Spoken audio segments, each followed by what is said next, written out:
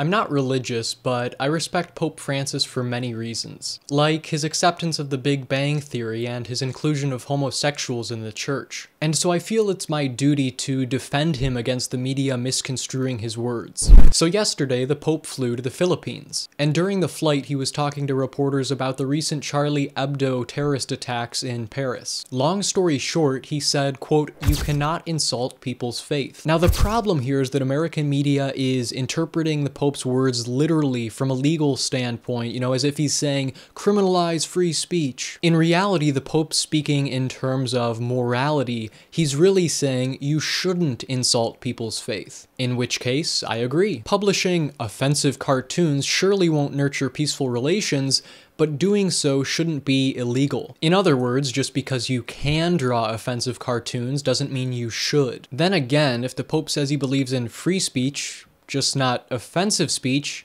is he contradicting himself by default? Now, my only frustration with the Pope is when he said, and yes, it may have very well been in jest, quote, "If my friend were to say something insulting against my mother, a punch awaits him." So, assuming he's serious, does being verbally offended morally permit us to neglect the golden rule? If so, that's reminiscent of that one pastor who was bragging about punching a kid because he insulted God. And I walked over to him and I went, bam! I punched him in the chest as hard as I crumpled the kid.